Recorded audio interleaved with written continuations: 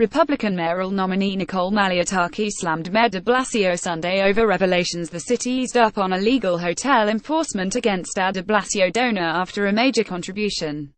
Outside the Madison Avenue building owned by donor Jonah Rechnitz, Malliotakis held a copy of Sunday's Daily News and said Tuesday's election is an opportunity to end these types of headlines, and the embarrassment this mayor has caused the people of New York. As the Daily News reported, Rechnitz paid more than $75,000 in fines to resolve violations for illegally using the East Midtown apartment building as a hotel. But after he gave $102,300 for de Blasio's push to flip the state Senate to Democratic control a donation, he said the mayor personally requested illegal hotel complaints continued for nearly a year, but the city found no violations and issued no fines.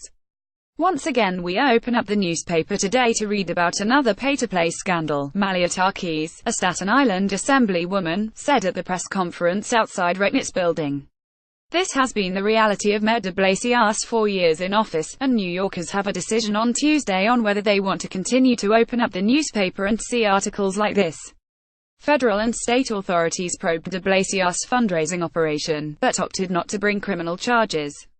But just days before the election, his name has again been dogged by corruption allegations stemming from Rechnitz's testimony at the trial of jail union boss Norman Seabrook. He is nevertheless heavily favored to win re-election. Malliotakis said the new revelations are enough to reopen the fundraising investigation.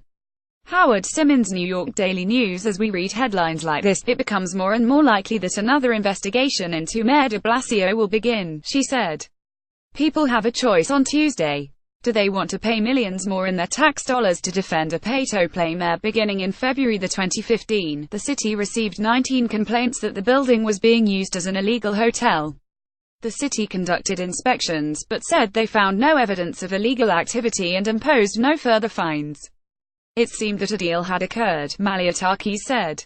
De Blasio has dismissed Rechnitz as a liar.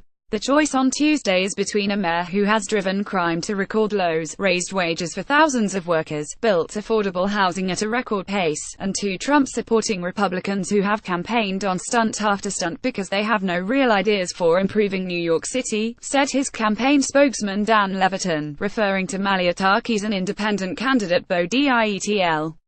Sergeants Benevolent Association President Ed Mullins also took a shot at de Blasio Sunday over the pay-to-play allegations, and his claim he couldn't remember whether he asked Rechnitz to cut a check. We see all this corruption in City Hall, this pay-to-play mentality. We have a mayor saying he knows nothing about it. But I don't know about you, John. I would tend to remember people who give me $100,000 or $200,000, Mullins told host John Catsimatidis on his AM 970 radio show. The union head has endorsed Malliotakis. It's time for a house cleaning all across the board, he said.